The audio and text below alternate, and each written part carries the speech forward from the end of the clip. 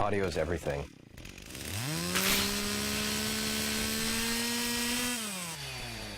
The sound of Gears 2 is crunchy. In one word, I'd say meaty. I talked to Mike Larson, who's the audio director on the project. I'm like, Mike, it's got to be crunchier. He's like, what does that even mean? I'm like, it just needs to have that crunch. See, we're close. He likes crunchy, I like meaty. I think being meaty and crunchy is really the same idea of really pushing the sounds, to their ultimate potential. It's like the world. It's heavy. It's grounded. It's substantial. You can't have thick characters, big monsters, heavy environments, grounded environments, and have tinny, light sounds. They have to carry their own weight as well. It needs to hit. It needs to have punch. And it needs to just deliver and solidify what the entire experience is. For Gears of War 2, we ended up re-recording almost all of the audio. I think about 85% of the audio is new. We recorded all new weapons, all new ambience, all new voiceover, and all new music. The Lancer sound effect is new, it's punchier. The Hammerburst has an all-new sound. Even the bullet impacts have been punched up. In keeping the world of Gears very grounded and heavy, we wanted to make sure that the weapons were very tangible and bullet-based. All of the source material is real guns, real explosives. You don't have to start dealing with that whole kind of Mars ray gun, woo, woo, woo, woo, woo, woo type audio. And that's one of the reasons Gears feels so good. It feels so real and tangible. A lot of the fun of a weapon is purely down to how it sounds. It's about that feedback mechanism, about the rumble in the controller, but that sound is what really sells it to you. It's the funny thing about Gatling guns is if you ask a person what their Gatling gun sound is, each person has a different one. So mine is but other people are and it's just a fun exercise to try with your friends sometime. It's great at parties, really.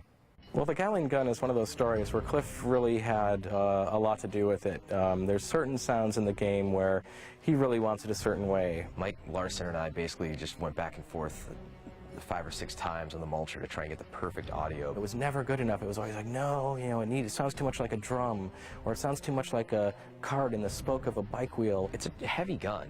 It needs to feel powerful at the same time. You still need to hear all the bullet sounds kind of cycling in there. I put together 6 brand new Gatling gun sounds, and I asked Cliff to come down to my office. So he sat behind me, and he's like, okay, get ready to shoot. And I hit play, and he actually started acting like he was shooting it. Okay, it's heavy, and it's... He's like, no, that's not cool. He went to the next one, and just going like this.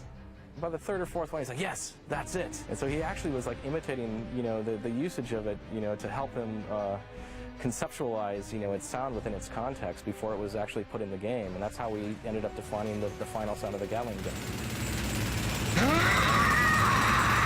Oh, yeah, baby! This train runs on time! I love the voiceover recording process. It's one of the things that I feel kind of privileged that, as a producer, not a lot of producers get to do that. Oh, yeah. Fried grubs. The Locusts are actually voiced by, normal, regular voice actors, and they do really great monster voices. But what's amazing to me is that they have almost complete control over their phlegm in their throat. In addition to the vocal tonality, there's... it's really both disgusting and yet intriguing because the director can actually say, yeah, I just need a little bit more phlegm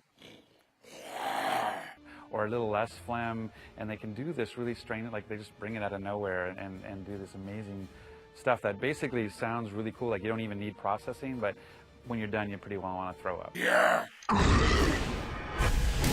Yes, Gears is a brutal kind of, dark experience, but there's also a lot of heart that's there, and I think it comes through in the music. When you have a theme like Hope Runs Deep, you definitely are trying to incorporate that into the music and trying to have that sort of, it can't be depressing, it has to have its upbeat, patriotic moments, it's sort of, driving battle tracks and those sorts of things. So you definitely want to have that carry you through, that you feel like you're fighting the good fight and that you want the music to bring you along on that trip. Scoring for Gears is a lot different than scoring for a film. We were fans of Steve Jablonsky's work, from his work in Transformers as well as his work in Texas Chainsaw Massacre, and he's a very prolific A-list Hollywood musician. The score for Gears of War 2 is cinematic in respect of the instrumentation I chose to use. You can do effects with the orchestra where you can't tell, is that an orchestra or what is that? Depending on where the string players place their bows on the strings, or you can just have them, they don't like to do this because it ruins their instrument, but you can have them banging on their instruments, making cool noises. There's that whole factor when you get goosebumps that you can't force, you can't fake it.